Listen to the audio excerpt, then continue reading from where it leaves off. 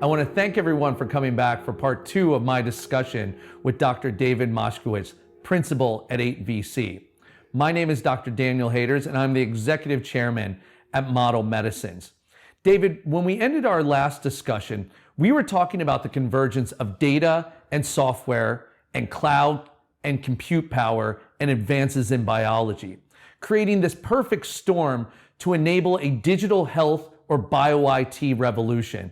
And 8VC as a VC firm, and you and your role as part of this revolution, with both the firm and you as an individual being on the front lines of advancing this sector and supporting entrepreneurs in this space.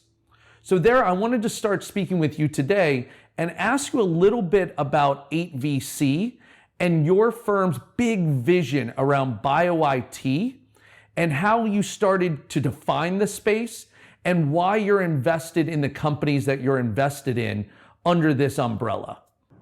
Definitely. Well, thank you first off for that great commentary, and really appreciate the sentiment around our supporting entrepreneurs and being early in this area. I'd say that there's a pretty strong unifying theme across all of our investment activity, irrespective of the vertical.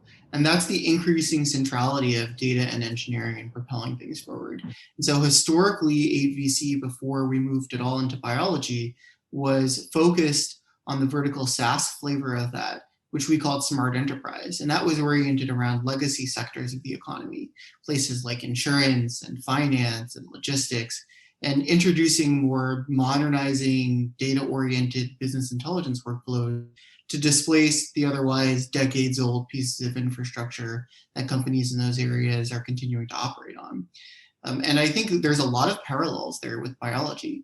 Biology is a domain that, for its entire existence has been dominated by extremely laborious bench science that, can only scale at the rate of the number of people you throw at things. And for decades, that's really all that was possible. But of course, recently, as you touched on, and as we discussed previously, the opportunities that have become available on the computational side can complement things and really drive things forward in a way that accelerates the rate of discovery. And I think we're seeing that, across all areas, maybe in the popular view, most acutely in therapeutics, but I think it's really worth noting how this is true up and down value chain. And in particular, I'd note that a lot of the renaissance in biology, I think you could trace either as a straight line or indirectly to the dominance and the rise and dominance of Illumina. And over the past, 10 or 15 years or so at this point, they've added, 50 or $55 billion in market cap. And I find it interesting that so many investors today are still so completely focused on therapeutics. And of course, therapeutics is a fantastic area. We love therapeutics companies, but we tend to think pretty holistically about the entire ecosystem and investing up and down the value chain, so that we're not just investing in the companies that are eking out the benefits from the new technology, but actually in the new technologies themselves. And I think that that's really a reflection of our interdisciplinary thinking around how computational science and engineering can advance things consequent to our team's training in those areas. David, I'm glad you bring that up, because a quick look at the 8VC Bioit portfolio demonstrates that you guys as a firm have created a true portfolio that spans a range of companies involved in not just the development of drugs, but really all types of life science companies, spanning diagnostics, therapeutics, the delivery of care. And I was hoping that you could speak about those companies, both individually, but also those companies in totality as a portfolio, and how all of them fit together under this theme of bio-IT for you as an investor. Absolutely. So, fortunately within 8VC, our mandate is pretty broad when it comes to investing in biotechnology. And so it spans companies all across the spectrum. We've done diagnostics companies like Guardant, we've done therapeutics companies like Lyell, we've done tools companies like Synthigo, we've done infrastructure companies like Resilience, we've done synthetic biology companies like Bolt, We've done health tech companies, like you noted with Oscar.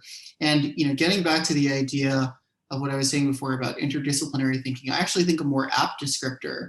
There's so Sean Eddy, who's one of the godfathers of modern day bioinformatics, he's now at Harvard, had this beautiful write-up a couple of years back, maybe 10 or 15 years ago at this point, of what he called the anti-disciplinary scientist. And the idea there was that, well, actually the best ideas don't come from people who are cross-trained per se. They come from people who are just fearless about attacking new disciplines. And I think that's especially true when you're focused on more of the computational biology and bioinformatics world. You just have to be willing to go into new areas and go deep on them and not think about things in terms of the classical constraints that other people might view as dividing different areas. And I think that's reflected in our Bioit Portfolio. We don't wall off different areas of the value chain. We think very much about how these different places feed back into one another and how we can accelerate the entire value chain of drug discovery and development and everything around it from soup to nuts. I agree. And I will say both as an investor and as an entrepreneur, that's a very bold statement that you just made. Because what lies underneath that statement is that both individually for you as an investor and 8VC as a firm, it means that you guys are not afraid to go to places where other investors are not at right now to support entrepreneurs that are pushing the boundaries. Entrepreneurs that are creating technologies and solutions that the rest of the world may think today are currently crazy ideas. But you guys, individually as a firm, have a vision that goes beyond what people can simply see today that's right in front of them. And you believe that one day what's considered crazy today will tomorrow be considered just the way that the life science sector works, just the way drugs are developed, just the way healthcare is delivered. But to do that, it requires a courage of conviction to operate in that space that is uncommon in venture or in the entrepreneurial world, honestly, in general. So could you speak a little bit more about this trailblazing and what allows you to operate in this space that allows you to be the first into a space within the life sciences? What are you looking for as an investor in terms of traits? Are you looking at the founders? Are you looking at the technology? Are you looking at the culture of the team? What is it about a company as you think about making an investment that allows you to be first, not just into a space, but first to support a company that's blazing a trail in a completely new subvertical of the life sciences? Yeah, that's a great question. So I'll give you a couple of thoughts. One is our firm's mantra, which I think is still up on the website as the very first thing when you go there, is the world is broken, let's fix it. And I think that really permeates our investing activity. I think we're very much of the mindset that there's tremendous problems that are never going to get addressed if we don't think ambitiously about how to attack them. And I think we're not afraid in any area to really bet big on things that frankly might not work, but if they do work, it's going to be transformative. And I think a lot of that comes from our extremely strong skew toward investing in really great people. So, I think all of our investments are really undergirded by top founders who we're backing directly, at least as much as we're backing their ideas. Because we know that when you invest in great people, they make great things happen.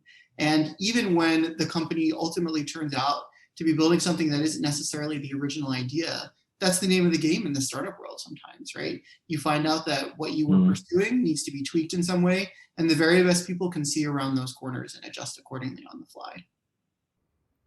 David, thank you for your time today. When we come back for part 3 of our discussion, we'll be talking a lot more about model medicines, and I'll be interested to get your thoughts on how you think model medicines fits into the 8VC portfolio and the broader ecosystem.